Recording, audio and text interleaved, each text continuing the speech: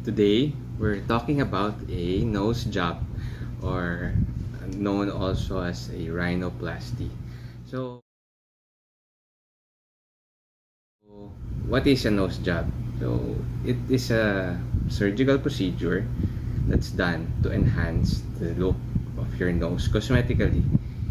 It's also a procedure done as a functional surgery, meaning functional. The nose is a functional organ, and it brings in the air. It conducts the air from the atmosphere to your lungs, and any obstruction inside that nose, or anything that leads to the decrease in the caliber of the passages can cause some form of obstruction, and this should be addressed. If you have an obstruction before having a nose job, you should tell your surgeon. And I always say, good surgeon examines your nose not just from the outside but also from the inside.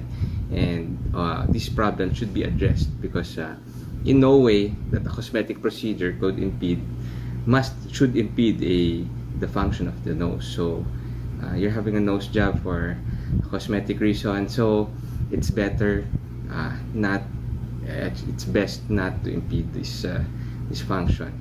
And most cosmetic procedures in no way would alter this function. If you have an existing nasal obstruction, then this can also be addressed during the rhinoplasty, and with a good doctor, and he can examine the nose and see what's causing this obstruction. It can be either done together with the cosmetic part of the rhinoplasty, or depending on the cause, it can be done on a separate occasion. Mostly septal deviations or differences on the caliber of the nose from the inside, this can be addressed during this cosmetic procedure. So it's both. What are the difference between races? Okay, I've done nose jobs on every race, and from blacks to whites to Asians. The differences are, one is the ethnic look of that nose. Of course, you don't want to put Caucasian nose on an Asian woman or an Asian patient, and it just looks far off. What you want to do is you just want to blend in that nose. In most Caucasians, you want that hump removed, tip pointed upward, and the nasal tip less bulbous. In Caucasians, they have very thin skin, and very thick cartilages, meaning small differences on the under part of your skin can really make a difference. The challenge is on patients who have thick skin, Asian skin, blacks, they have this characteristic thick skin. So sometimes even if you put something there, you alter the structures under, you close the nose, and then it still looks the same. Why? Because the skin envelope over that is just too thick to conform with the structures under. This is the reasons why in these patients we prefer to put grafts. So you can use your own cartilage, especially on the tip of your nose. You can use exogenous cartilage, exogenous materials. There are a lot of materials out there. The most popular, especially in Asia, are Silicone and Goretex. These are materials that are medically made to be fit in your skin. Number one, what's the difference between an open and a closed rhinoplasty? Okay, and what's the difference? An open rhinoplasty is the approach is you open the nose with an incision in the middle of their nose. It's called the columella. This part of the nose, it's a very concealed area. It heals very good, and once done right, you could hardly see the scar. And given a few months to a year, you could hardly see the scar, and nobody will look at that part. So that's an open rhinoplasty. A closed one is the incisions are done and placed on the rim or in the inside of your nostrils. This procedure is done blindly because everything is inserted through the holes of the nose, and you could not see the structures that are inside the nose. Personally, I prefer an open rhinoplasty because one, you can diagnose what's wrong with the nose. If there's deviations, if there's a previous nose job done, you can see what happened, what the situation inside the nose. It's good to know the situation when you open it up. You won't be left with surprises, and this is best. An open rhinoplasty is best when for revision surgeries, because revision surgeries, these are noses that have been done before, most commonly by other surgeons, so you have no idea. Even if you see the operative technique, you can only see it by direct visualization, and you'll see what's causing the deviation or the poor cosmetic result, or what was placed inside and what's the situation inside. So that small scar definitely is worth the outcome, because it gives your surgeon more ease to see what's going on. So what's better, silicone or Goretex? Actually, it depends. Personally, I prefer Goretex over any other implant. Why? Because you can shape this implant to conform with whatever shape you want. It's very smooth, and you don't have any irregularities, especially in those with thin skin. It does not move. The Goretex has been in the market for a long time already, and it has been used in vascular surgeries to put vessels together. A characteristic of Goretex, think of it as a sponge. It has small pores on the material, minute pores. So when you put the implant in place inside the body grows into it. It integrates with the material. So what does it mean? It becomes a part of your body, and this gives it a very natural look compared to other materials. Some materials, the body forms an envelope of scar tissue around the implant. Sometimes this scar tissue contracts, and if you have very thin skin, that contracture under your skin can lead to visible implants. And I've seen some visible implants, even if you put it deep in the tissues. You cannot predict, and sometimes in time they may shift if placed in a very shallow plane. But with the Goretex material, this material is very safe. It has very, very low tolerance to infection. This is it's commonly done in Asians, in blacks, and those races with very thick nostrils in this part. Okay? And some people, can I do this only? Well, the answer is maybe not. Maybe not, because it alters the balance of your nose, and sometimes it may look even worse, because most people with very thick alars also have a thick and bulbous tip. If you thin this out, the middle part of your nose will look even more bulbous, and it will look even worse than you started off. So I'm not really I don't really do just Alarplasty alone. Maybe it's a case-to-case basis, but most of the time, maybe 99% of the time, I would say, oh no, you need a formal nose job. So, how long does a nose job heal? You can already go to work as early as the next day. However, since the surgery is right smack in the middle of your face, then you would like to hide initially. I usually take off the sutures after a week, and then most of the swelling, at least around 80% of the swelling, this is for a primary surgery, they go away on the average in 2 weeks. However, there will be residual swelling, and this is my advice: be patient. Be patient, because the swelling will really cloud whatever outcome there will be. Be patient. You wait for the result. Some may take all the way up to a year, maybe even less. Actually, most they see results after a month. But as the skin heals, the body would adapt to that, and it really takes all the way from 6 months all the way to a year. So I'd always tell you, be patient. Maybe only you can see the difference, or you can only see the difference on pictures side by side. But always be patient, and you can ask your doctor, is this normal at this point? Do you see anything wrong? Your doctor must can say actually if okay, at this point it looks okay, so then you just have to wait it out. And I've heard some people take in so much things and just to make the swelling disappear, but to tell you the truth, it's something that the body you cannot tell the body you can heal faster. There are different factors that affect healing. Young people, non-smokers, they heal faster compared to those who smoke, those who are more advanced in age, and this should also be considered. And again, be patient.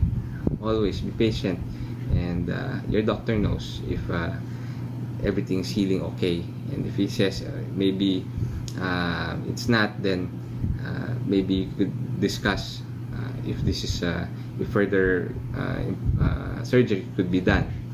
And another thing is some patients may notice that, oh, it's deviated in the first, second week, or it looks crooked.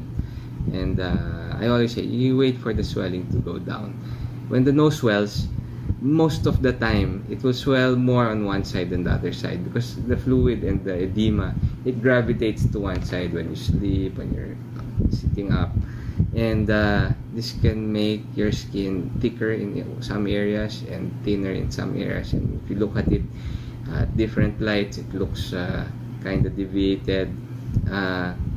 Don't worry, most of the time this one, that asymmetry will go away in time. So again, be very patient, because as long as your expectations are realistic.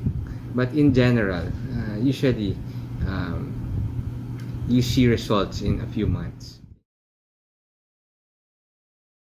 Question: can it be infected? The answer is, of course. The nose is, to tell you the truth, the nose is one of the dirtiest places on your body.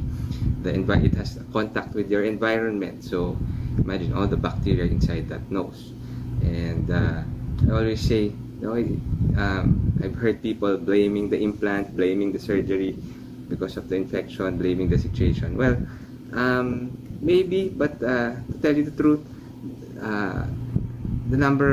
I've seen surgeries done with very poor attention to detail, meaning your surgeon must sterilize the area very thoroughly, even if it's a dirty area. So he must take time, be very meticulous on cleaning that area before he touches it. It must be done in an operating room that is very sterile, and because it's like cooking your food. If you have a dirty kitchen, definitely you'll have an infection, or you'll have diarrhea after, compared to food that's prepared in a very clean kitchen, up to standard. So it's something like that. I have keloids.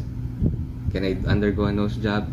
It depends. Again, keloids are scars that have been exaggerated, and they heal with the deposition of collagen, and this collagen and this scar tissue would exceed the limits of your skin and would be very visible. Keloids are very prone in some specific areas of the body, like the chest, the lobes of the ears, your tummy, your knees, and it also depends on what kind of scar it is. Was it a surgical scar, or was it a traumatic scar? Luckily, in the face, keloids are very, very rare. And the first thing I ask my patients, do you have old scars? If you have old scars, that's a clue. Actually, the most common scar deformity that I see, especially in colored skin, is it's called post-inflammatory hyperpigmentation. Okay, such a big word, PIH. It means that the skin has healed and has deposited some pigment or melanin on that scar. That's how the body heals, especially in colored skin. It's more pronounced in those with darker skin, and especially in those who have darker skin. So you have to be keen on this one. And luckily, this PIH, or post-inflammatory hyperpigmentation, it disappears in time. And of course, you have to be patient. Okay? So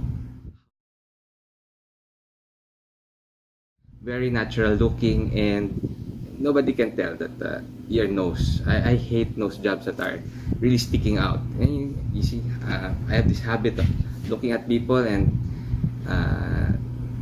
in my mind I see, oh, this guy has, or this woman has had a nose job, and the fact that I could tell maybe this was a nose job that's really not standing out too much. I hate the nose should not stick out of your face. It should blend in. So the best nose jobs are those that are invisible and nobody can tell. It was as if you were born with that kind of nose. So, and will it be perfect? Again, it depends on your condition. Perfection, sometimes those your expectations, of course, should be very realistic. You can I've seen patients, most of the patients I see have very realistic expectations, and as long as your your expected look is something that's possible surgically, not by Photoshop, but by the scalpel, then most probably you will be happy. And can a bad nose job be revised? I say most of the time it can. The most common, actually, infection is not the number, is very, very minimal in this kind of surgery. But the revisions that I get is because of a poor cosmetic result. Okay? So sometimes this is the most common reason for a revision. And again, I see, you look at it, why do you want a revision?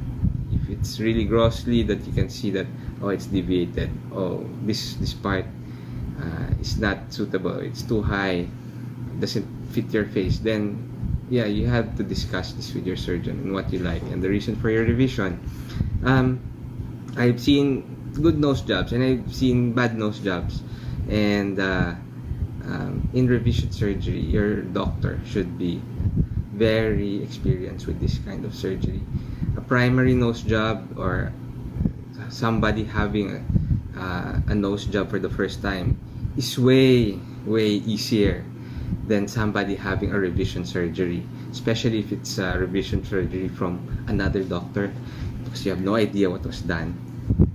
Everything will be in, you'll see everything when you've opened it up. If you've seen a lot of revision noses in your practice, and then usually you can predict, oh, this is the type of surgery, this one that needs to be revised with this way. And I always say that separates the men from the boys: a seasoned surgeon and a novice or a rookie surgeon.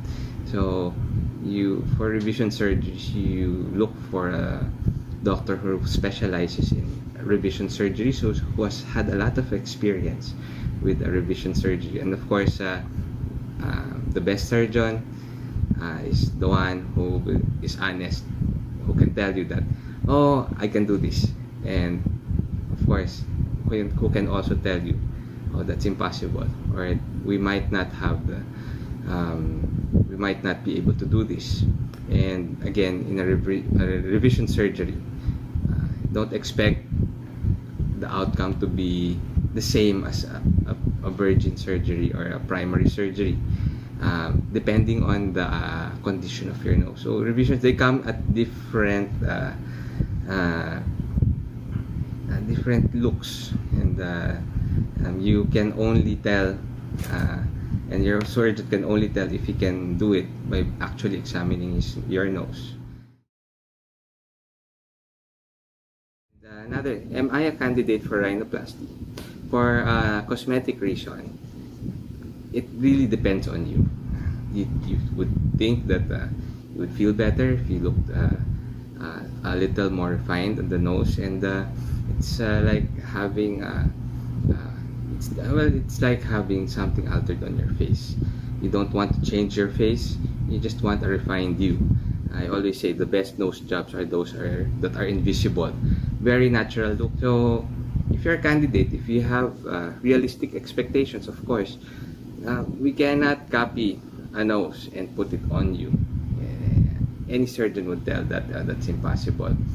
Maybe today you have Instagram, you have social media, you have selfies, cameras, phones have cameras, and you take pictures at different lights, different angles, and of course, and you have software to alter the look of your face, how you look, the complexion, to make it thinner. It's really hard. So you have to be realistic that surgery is not magic. Surgery is not Photoshop, and these are things that you should respect. So you ask your surgeon if this is possible. I encourage you. You can show me a picture of what you want, so at least we can discuss if this is possible or something similar, maybe not identical. I think the most satisfied patients are those who have a very realistic expectation of their nose. You try to see your surgeon's outcomes, his actual results. I think that's one of his best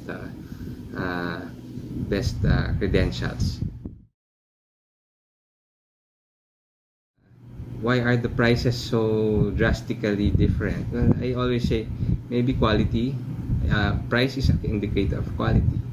You see, where is the surgery being done? Is it done in the kitchen, or is it done in the good operating room? So I think that's can explain everything. And usually surgeons who have consistent results usually have a premium on their price. So I think that's something that you should seek. So if you have any questions, just put some comments below, and at least next time if I do another video, I can answer some of these questions. And thank you for listening.